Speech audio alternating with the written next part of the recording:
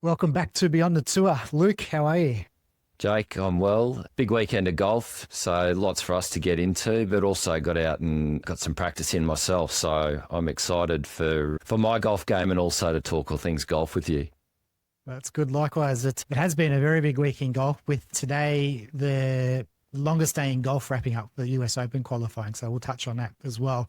Straight off the top, let's do a little bit of a around the grounds. So we'll kick off with the week's biggest event, which was the US Women's Open, which was won by Yuka Saso. She ran away with it in the end.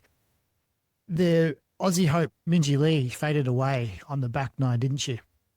She looked good coming out of the gates, opening with birdie, and had a decent lead on the front side there, but wasn't to be for Minjee, and we'll talk through that a bit later on. At the RBC Canadian Open, Bobby MacIntyre, ended up winning that over Ben Griffin. Again, he was a little shaky coming down the back, but he did well to hang on with his dad on the back. He did. Plenty of big names coming at him in that final round there, and it was great to see him get the victory with his dad on the bag. And then over at the European Open on the DP World Tour, that was won by Laurie Cantor.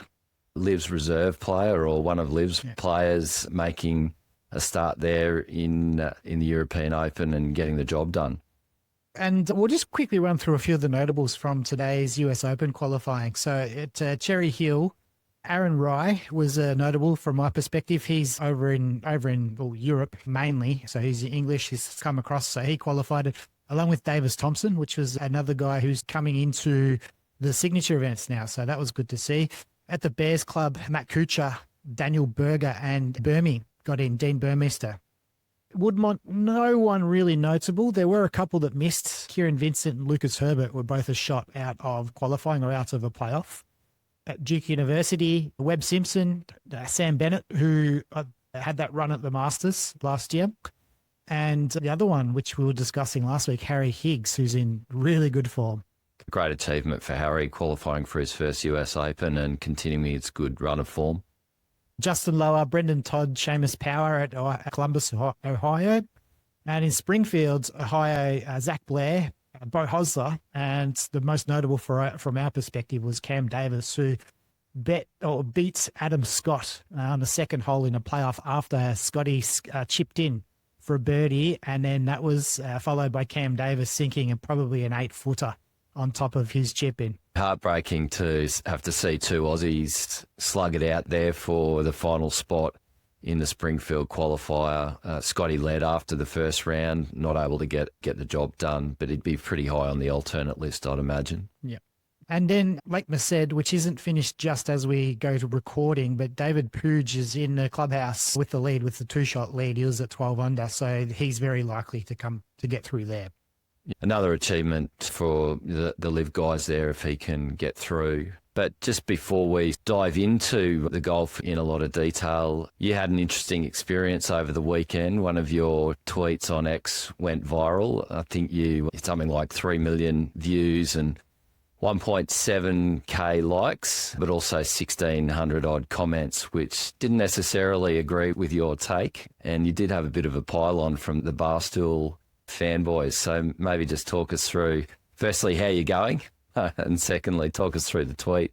So I've found, since being on Twitter, I've been on X for a long time, and mostly passive. It's my source of news, and I'll comment on friends and whatever and whatnot. But over the past couple of months leading into this podcast, I've become a little bit more strategic and using it more for business purposes. So I'm starting to make a name for myself here and starting to promote. So I've been a little bit more active, and going back a couple of months, I found that any discussion that revolved around LIV really hit a little bit of a sore spot, and we're getting quite a bit of traction. So using Bryson, a few of his antics at the Masters, got a couple 100,000 views and whatnot. So when I saw this initial post from TaylorMade celebrating Trent's breaking 90, I saw that as an opportunity that if I could incorporate LIV into the discussion there, that it might do quite well. So it took 2 minutes to post, and I edited it down so that the post was under 280 characters, so it was all above the fold.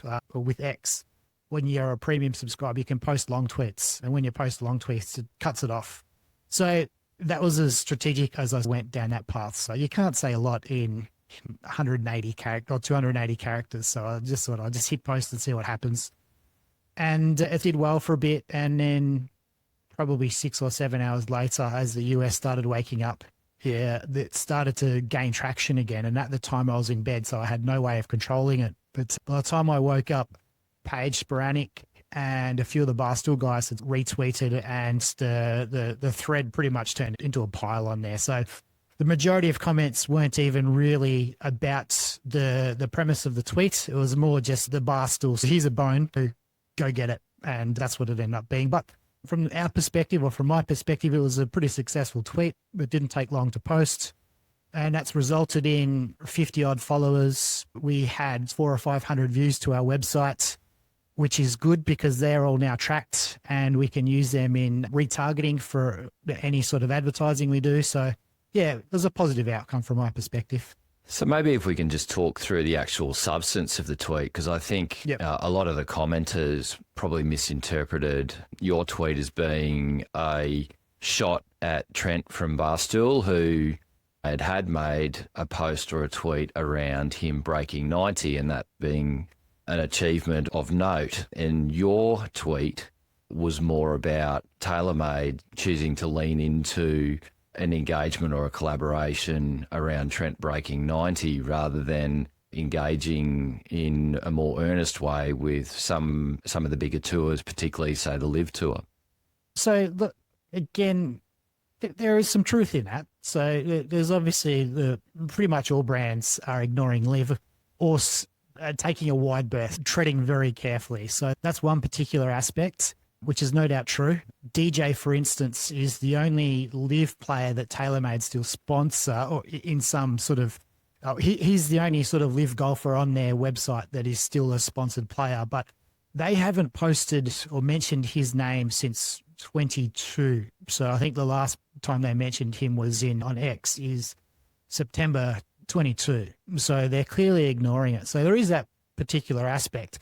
And when you sit down and you think about it, and you say a brand, probably one of the largest brands in golf, is unwilling to post about some of the best players in golf, but is willing to promote someone breaking 90, that doesn't make a lot of sense when you actually think about it. Do you think the two are mutually exclusive, though? The way that I think about it is TaylorMade have probably two distinct markets, the professionals market and the amateurs market, and maybe they're diving into the amateurs market through the collaboration with the likes of Barstool, who a lot of their followers are going to be amateur golfers, probably a lot of hackers in there who'd love to break 90, and therefore it was quite relatable. And maybe that's distinct from collaborating with the professionals. And maybe it's a side issue around whether it's the LIV professionals or the PGA Tour professionals that they choose to do, but they're not necessarily mutually exclusive. No, they're not. Absolutely not. And I've got, in fact, like the post was designed to sort of garner this sort of attention. I didn't expect it to get 3 million, but yeah, you wanted to get some level of discussion. And unfortunately, the way the algorithm works is that platitudes and positivity doesn't move anything. You've got to go to the extremes. So you've got to garner either someone who's want to get in behind you and back you up 100%, or has the opposite view, because they're the only people who then engage and provide commentary on anything on X that sort of goes well. In terms of TaylorMade and someone like a Barstool or other YouTube golfers, it's very smart. That market is a market that's growing fast, and it makes 100% sense that they are working with brands like that. And X, to be honest, is the platform you do that, because the people who are watching golf on YouTube are also going to be on the social platforms as well. In terms of the larger amateur market and golfers in a larger, the majority of golfers, amateur golfers, are not on X, are not watching YouTube. They're your sort of typical weekend golfers. These people, I don't believe, would recognize someone like a Trent or a Barstool or any other YouTube golfers. They will recommend the very best in the world, and that's it. So I think in terms of YouTube golfers moving products, certainly yes for that YouTube market. Outside of the YouTube market, outside of the social media market, I don't believe they do move any product because people just aren't aware of them.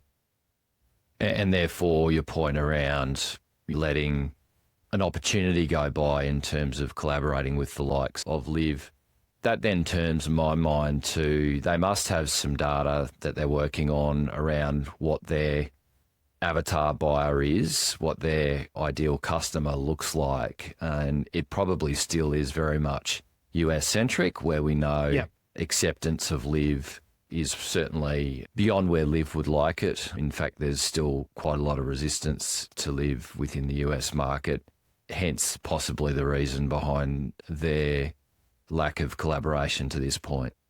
I agree 100%. It's social media. It's a good way to start a discussion. And if we're not talking about that, there's not much we're going to be talking about.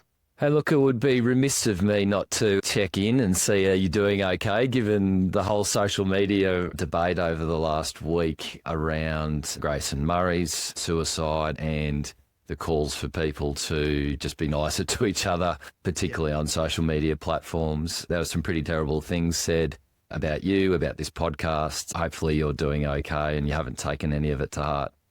No, I don't. You can completely ignore the majority of it, which I absolutely do. But certainly on that point, I really feel for influencers who tread this particular line, or also people who would potentially get stuck up in this, which potentially weren't able to cope with it, because you should see my DMs. I've got probably 40 messages in there, and it's worse than any comments on that particular post. It's a big problem, and certainly awareness on that is a big thing. I'd heard that Barstool have been able to produce this sort of stuff previously, but seeing it firsthand, it was quite disgusting, really, from some of their followers. And it's not Barstool's fault, but no. But definitely that's something that we need to get better at collectively. All right, well, let's move on to the golf then. US Women's Open. What were your thoughts? As you mentioned, Yuka Saso got the job done there. Now playing for Japan, formerly the Philippines. I think her mother's Filipino and her dad's Japanese. So she's chosen to play under the Japanese flag since about 2022. Interestingly, talking to one of my Filipino mates just around that change, he did ask the question about whether there may have been maybe some underhanded behaviour in the Philippines. It's known, particularly in sporting circles, for corruption and some shady dealings, and possibly the Japanese market for her provides a bit more sanctuary and a bit more protection from that. I have no knowledge of that, but it was just an interesting comment that my mate made to me as we were talking about the change from the Philippines to Japan. But she certainly was able to close it out based on the back nine. She looked a little shaky and possibly out of contention early on the front nine, but was able to really steady the ship, make a bunch of birdies on the back nine, and then she drove the par 4, 16th or 17th coming home and made a birdie there. Certainly it wasn't a lay-down misère birdie because the eagle putt was extremely difficult, but that was pretty much all she wrote from that point. And you close the door on the likes of Minjee Lee and Andrea Lee, who had their chances. And Andrea, to her great credit, hung around a lot longer than I thought she would. I thought by the turn she was pretty much cooked. And Minjee looked the goods after about 5 holes where she had a 3-shot lead. She came out of the gates with a birdie. And had she have parred the course from the 5th or 6th hole, she actually would have won the tournament. But the course was playing extremely difficult. The greens and the undulation in the fairways were a real test for the players. And overall, I think Lancaster probably came out as the star of the tournament. It was a really tough test of golf, and Yuka, that 15-16 where she hit the 5-iron on 15 in and then birdied that particular hole, the height she got with that particular shot, like she just had seemingly a lot more firepower and just more shots than the others. And Minjee, I thought she was looking quite solid and she was playing the type of golf she needed to. Obviously, she's made a few bogeys before she got to the 12th.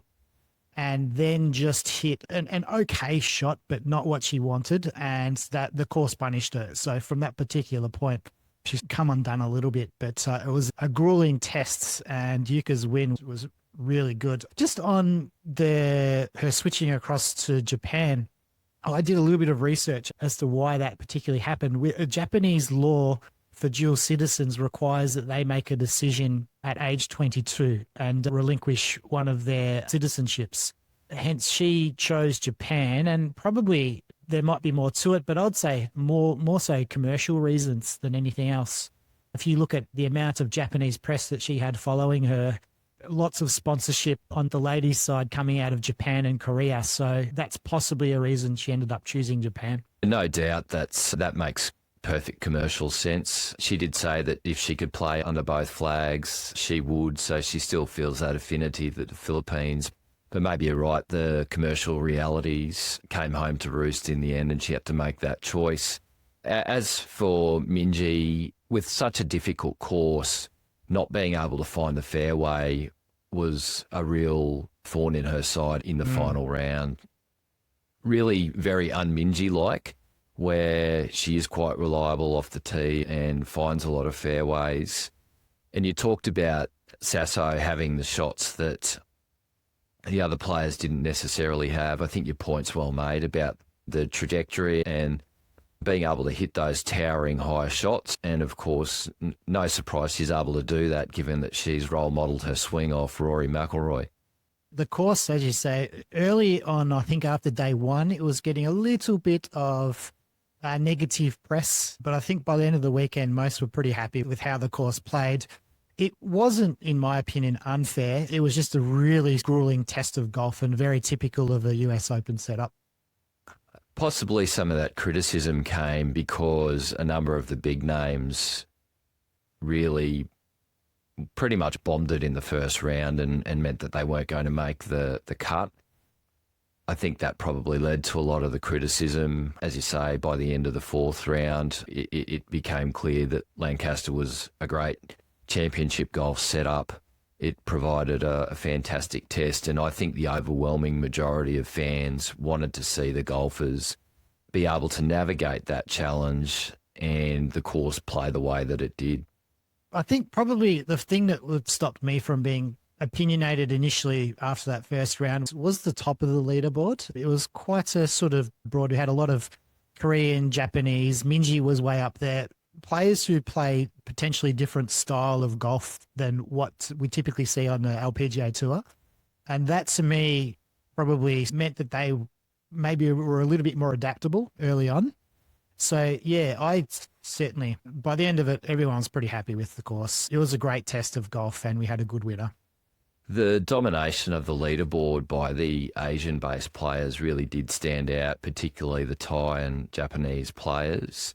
I felt for Michai, who really tried her hardest throughout the whole tournament. She maintained the lead for quite a long time, but I always felt that she was making so many clutch up and downs or 10-foot par putts that eventually luck would run out and it would have to come home and bite her, and unfortunately it did in the final round there. Running through the rest of the Aussies, Hannah Green finished T16, Kemp at 29, Ruffles at 51. So she made the cut, or was battling to make the cut, and then she had an up and down weekend. The other two, Kiriakou and Keely Marks, were both missed cuts, which is relatively probably to be expected for someone like Keely at this sort of point in her career. I think that's right, and Hannah Green came storming home, just backdoor that finish, that T16 finish. So she wasn't ever really in the mix. It was really just Minjee from the Aussies' point of view that the main focus was and the main chance was. Yep. Lexi also missed the cuts, Lexi Thompson. That was her 18th US Open, as we spoke about last week, after she announced her retirement from a full-time schedule. Disappointing for Lexi to miss the cut in her final US Open, and she was quite emotional afterwards, as you would expect. Just a shame to see her go out in that way, but it's probably not the last that we'll see of Lexi. I wouldn't be surprised if she does make appearance in some other majors from time to time, but what a fantastic career in any event. How, do you have any sort of idea of what she might decide to play? Like, what is retirement from a full-time schedule mean? Like, Does it mean Look, majors and a couple other big events? It wouldn't surprise me if we don't see her for a couple of years, possibly to have a family and then look to maybe make some sort of a semi-return. Everything will depend on, I think, family life for Lexi. So we might see her play in some of these celebrity events like what we've seen Annika Sorensen do, etc. But it's very unclear what it looks like at this point. Hey, did you catch any of Charley Hull over the weekend? Did anyone not? And the fact that she likes a cigarette or to rip a dart was the terminology used. Interesting to see cigarette smoking glorified in the way that it was. I think it's less about the cigarette smoking, though, and more about the fact that Charley is just an A-grade character, and in golf, we need these characters. So I'm all for more Charley Hull content, probably less of the smoking content, but it was a point of interest, particularly the one where she had the cigarette hanging out her mouth while she was smoking, while she was signing autographs for fans.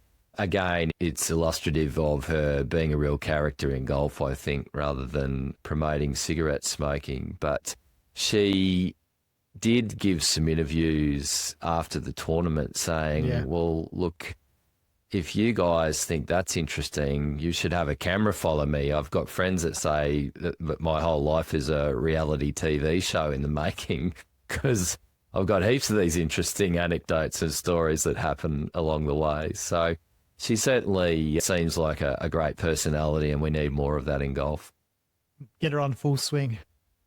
Full swing, and I think Mel Reid said something along the lines of, I've only got one PG story about Charley Hull I can tell. Right. Heading north up to the Canadian Open. So that was a really solid week from Bobby Mac, after speaking a few weeks ago about how tough the transition to the PGA Tour has been for him. He had his dad on the bag. I think his dad got the call Monday or Tuesday, or sitting on the couch, and jumped on a flight the next day and he's on the bag. So that's a big time win, really, with the field there and with his dad on the back. A very popular winner too. It was only a matter of weeks ago that he was commenting about how lonely it can feel on the PGA Tour as an international player coming over. And so this was a fantastic win to see Bobby get up. He had a 4-stroke lead going into the final round.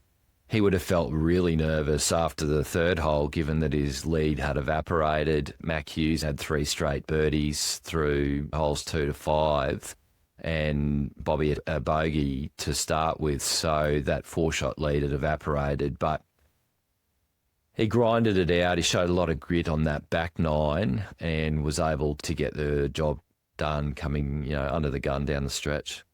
Really, probably the main 2 challenges was Ben Griffin, and Mackenzie Hughes was a little bit further back. But certainly, it wasn't an easy win. He had a bigger lead around 4 or 5 shots midway through and lost that, and ended up having to at least hold a par putt from a foot or 2 feet to actually clinch the win. A little bit of meat left on that bone for his final putt, but it went in the centre of the hole. He would have been a little nervous too, seeing Rory charging, who he was 4 under through his first 7 holes, got himself in the mix.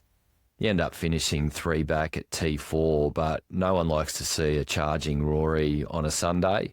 It's a bit like Tiger used to be. If he was charging on a Sunday, a lot of the front runners sort of parted ways and allowed him to come on through. But as I said before, Bob showed that level of grit and determination to get it done. His first win on the PGA Tour, and a big congrats to him. And he got the exemption, therefore, into this week's signature event, but decided to head home to party. And what a party it will be. I have seen some footage, rehashed footage from him partying post-Ryder Cup victories. So I think the Scots can expect a fun time back home when he gets there. Yeah. Now, Rory, that's an interesting one. He just needs to be a little bit closer to the top of the leaderboard when he's making these charges, because we often see this from him, particularly in the majors over the last few years, where his charge just ends up a little bit short because you're so far back. Well renowned for the backdoor top 10 or backdoor top 5, coming in and shooting a 64 or a 63 in the final round to make up a lot of ground. that has been seeded in those earlier rounds. So you're right, if he's closer, it's going to be danger signs for those front runners. Ryan Fox had the outright lead through the early rounds. Victor Perez also finished off quite well. Both, I believe, coming from the Euro Tour top 10. So they've been very impressive this year. They really have, and it does put a question mark over, from a DP World Tour perspective, the arrangement under the Strategic Alliance where the top 10 get a PGA Tour card, and how sustainable that is as an initiative under the Strategic Alliance. I do think it needs a rethink from a European Tour perspective, because clearly these players are world class. They're coming into the PGA Tour events and they're giving them a shake, or they're winning them. And it is disappointing to see that happen, where they could be playing in these DP World Tour events, not to be under the Strategic Alliance. Strategic Alliance and also the OWGR. There was always talk about in the old OWGR system that it favoured international golfers, DP World Tour Japanese golfers, compared to PGA Tour players. And most people would be using the example of these golfers travelling to the US and just not able to compete in the PGA Tour events. But to me, I think what a lot of international golfers are that the PGA Tour guys aren't necessarily is that they're a lot more, they play on different course layouts. So they're more adaptable, which I think probably leads to them being better than potentially these people think. So I think we've gone too far the other way with the OWGR as well. That needs to be maybe realigned or readjusted more back towards where it was. And your point about adaptability is probably borne out by the type of reasonably similar style setups that we see on the PGA Tour. And a lot of the influential podcasters and course architect experts talk about this, the dartboard golf that we see week in, week out for regular PGA Tour stops. Doesn't necessarily provide for adaptability. It provides for the bomb and gouge, the driver, wedge, putting contest style engagement. And so I think that's why when we see a course like Lancaster play the way that it did, or Royal Melbourne, when you see it as part of the President's Cup, you see those courses and it's just an entirely different viewing experience. Now, that's not to say that the top guys on the PGA Tour aren't adaptable. They're just not called upon to do that enough. But they have shown that they absolutely can adapt. And I think the 2019 President's Cup is a great example of that, where the US team was really under the gun and behind after the first 2 days. But by the time singles came around, they had worked the course out. They had adjusted their play, and the really top guys showed that they've still got all the skills, and they were able to come home over the top of the internationals on a course that you probably would have thought the internationals would have been able to hold a lead on in that final point. But the adaptability is there. We just love to see more of it. Yeah, that's right. Give them different layouts so that they can actually show how adaptable they can be. And a lot of this is determined by sponsors and broadcasters. Sponsors want events in particular cities at particular locations that align with maybe their corporate head office or where their major clients are, etc. So the PGA Tour has some challenges in that regard, and I guess this is part of the dynamic that's going on in golf at the moment, where the PGA Tour is like trying to turn a big shipping tanker, but some of the disruptors are able to move more nimbly, and that's why we see LIV being able to secure agreements with the likes of Marido, etc., or changing up venues where they haven't worked. What did you think of Bob Mack calling off the drone? I didn't see it, but I saw it on social media, but you'll have to talk me through it. Just a few times there, he pretty much told the drone to piss off. Now, thinking about it, to me, like a drone gives us a constant whirring, and unless it's moving around at really low level, it's something that these golfers probably need to learn to put up with, because the broadcast, particularly on the PGA Tour, the broadcast partners are who pay the bills. So you should be giving them the best opportunity to do what they like as far as possible. It might also have something to do with the type of drone. I saw two different types of drones that LIV had been using. So last at LIV Adelaide, the drone was really big and it made quite a bit of noise and it was very imposing in the air.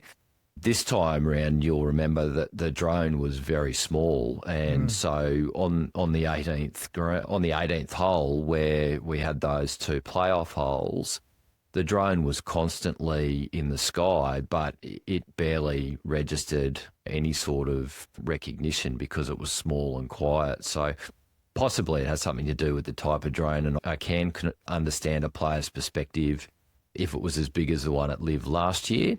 But certainly with technology advances, you think this will be, complaining about a drone will be a thing of the past over time. Yeah. Now, just rounding out the Canadian, we've got the Aussies in the field. Adam Scott at T42, Harrison Endicott and Aaron Badley both missed the cut. So continuing the run of not much to talk about for Australians on the PGA Tour, Scottie just continues to plod around that midfield, making cuts but not really in contention. And Harrison Endicott, after getting his tour card, hasn't really been able to make much of a splash. So hopefully there's some more positive things ahead for him for the remainder of the season. Okay, this week we've got LIV Houston going up against the Jacks event, the Signature at Memorial. So some great golf ahead. LIV returns Golf Club of Houston, which is a George Fazio design. It's hosted a lot of PGA Tour events in the past. In fact, it was the host of the Houston Open from 2003 to 2000. So it's a golf course that has stood up to championship conditions. Should be a good test for the guys. We've got the $25 million purse on offer, 20 mil for the individual and 5 mil for the team. And for the Aussies, the shotgun start will kick off at about 3:15 a.m. on Saturday morning, so you'll have to set your alarm clocks nice and early for that one. This sort of this swing of the schedule generally is a back nine. You see the back nine wake up 6 o'clock or thereabouts. The young kids sometimes get you up though a bit earlier, but yeah, it's hard to get up at 3:15. And I think this is probably one of the reasons I'm a big proponent of LIV is the fact that they're going into different time zones. It gives the opportunity for more people around the world to tune in live. Taking a risk because a lot of the time zones don't work well for the US market, and that a lot in terms of comment on social media and whatnot. I'm not going to tune in. I won't be getting up at that time, etc. So it is a risk to play in these locations, but we've talked about this before. It all comes down to what lens you're applying. Are you applying a US-centric lens or a global lens? And without question, LIV are trying to exploit the global opportunity. They're applying the global lens and they're leaning into those time zones, different time zones, even if there is a clash with the US market. There's a little bit of discussion around visiting Houston in June. So their weekend is pretty much what's 35, 34, 34 centigrade. So it's going to be nice and warm with low humidity, no rain, low wind. So it's going to be interesting to see what the crowd turnout is in Houston over the weekend. It's pretty warm. I think that might play into the advantage of the likes of the South Africans, the Australians, maybe the South Americans, even the Spanish to some extent. So be interesting to see how the teams go and, as you say, whether the crowds turn up. It's always a bit of a question mark in the US about whether the crowds will come or not. I can guarantee you there'll be the usual posts and photos of holes where there's 0 spectators and the standard no one's watching post that comes out. But I think we'll probably see a decent turnout is my anticipation. Do you have a pick? My pick is probably Burmester. I think he's in good form. He'll want a good showing before he gets to the US Open next week. And he's just really playing great golf. I was going to agree, but I will instead take Smith coming into Pinehurst. I think he'll be also pretty sharp. And if you're taking Burmester, I'm taking the Stingers for the team. Stinger. And look, I'll take the Fireballs. Okay, that's good. Now, the Memorial. Signature event, big purse this week on the PGA Tour of $20 million. And undoubtedly, we're going to have a strong field given that it is a signature event. Defending champ Victor Hovland. Hopefully, we see Vic in his best form, because I think world golf is so much better with Victor firing on all cylinders. He's one of the, I think, top 5 guys when he's right on his game. And so hopefully we see him in great form, not just for Jack's event this week at Muirfield Village, but also next week when we get to Pinehurst. And I think we've got 9 out of the top 10 ranked OWGR ranked players, for what that's worth. But certainly all the big names are going to be there. To be picking McIlroy again. I think this is the type of event he will win and then he'll bomb out next week. Look, I'll go for Victor, going back to back. I've come back on board with Rory, but he burnt me again at Valhalla. I think he's someone, I just can't pick him in majors now until he actually wins one. You've joined Solly on his I'm never picking Rory again. That fooled me too many times.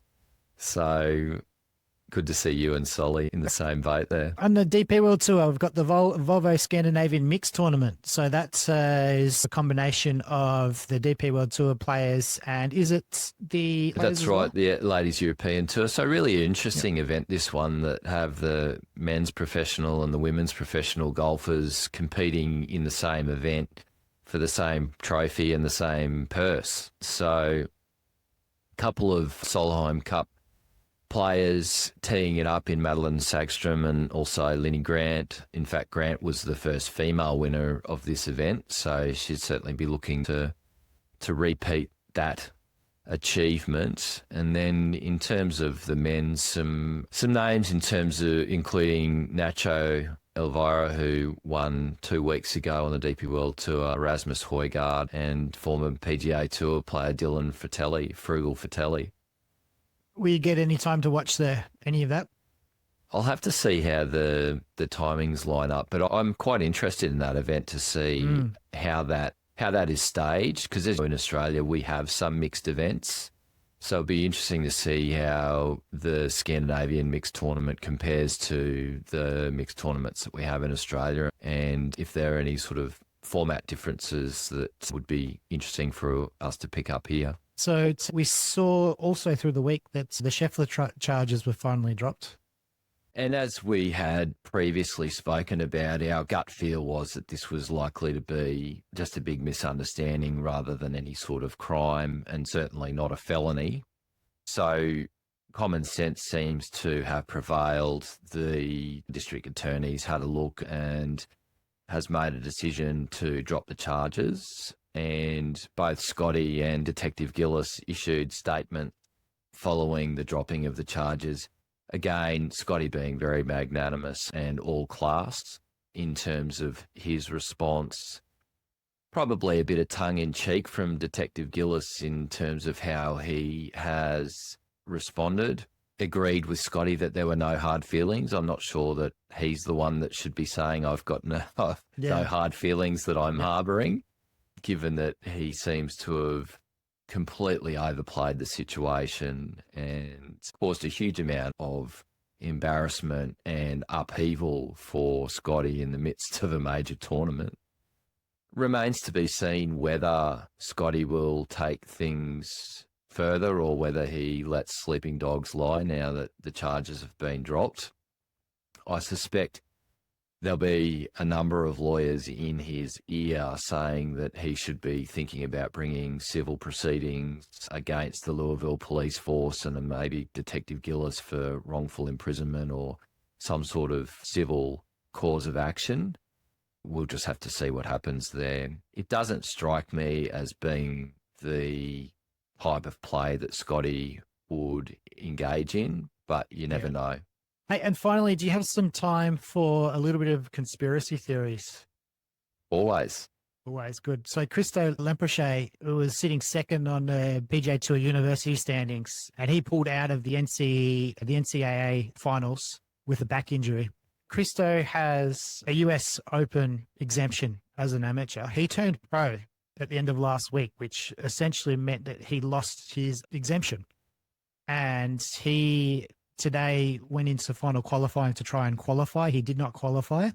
He's in no events prior to the US Open, so there wasn't really any reason for him to turn pro, except if he was to announce this week that he's joining LIV. The reason you would turn pro last week is so that you could try to qualify for the US Open, because the only way he could have then tried to qualify was to be a pro, because he was already qualified. Following? Yeah, it was puzzling to me why he decided to turn pro and give up the exemption. So I've been scratching my head, not really understanding the play here. So what are you saying, that there's a move to LIV that could be on the cards? Well, that makes sense. Like, I think the only other reason I can think of for him to turn pro and try to qualify for the US Open is maybe some reason to get the points from appearing in the US Open. Maybe he was overconfident and expected to qualify, and he wanted to get a little bit of a head start with the points that he could earn before becoming a pro and on the Corn Ferry Tour and trying to qualify. I'm not sure. That's the only other thing I can consider. But other than that, to me, like, that would be the reason that you would turn pro if you're joining LIV, because ideally you would just not turn pro until you're actually announced if you were joining LIV. But yeah, just maybe that's the reason. Turn pro, try and qualify. Possibly, although you're talking joining from next year, right? Oh, I think like announcing now, playing this week. And playing as a wild card. Potentially, yeah. Or joining another team. It probably makes more sense that he would take Hudson Swafford's position, who has not been in good form at all. I think if we look at Laurie Cantor, for example, Laurie Cantor was the one that's probably unfairly had to relinquish his wildcard ticket when AK joined. Hudson Swafford, since coming back from injury, has not been good at all, but he had an existing contract. So maybe if you're getting the talent of someone like a Christo Lamprecht, that the LIV guys are just willing to pay out Swafford's contract and put Lamprecht in as a wild card for the remainder of the year. Possibly. And the clues just don't really add up at the moment. So something's cooking behind the scenes, because the decision to turn pro when you have the exemption just doesn't, in and of itself, doesn't make sense. Not for someone of his quality. No. Maybe it's just something, maybe there's something we're missing, something non-obvious but simple. But that should play out this week. We should know more before next episode. Oh, we'll stay tuned to see where it lands. All right, Luke, I think that's it. Anything else? No, that's all. So thanks everyone for listening, and we'll look forward to being back next week with a recap of the signature event at Muirfield, and also a recap of LIV Houston, and probably a preview of the US Open. Lovely. See you later.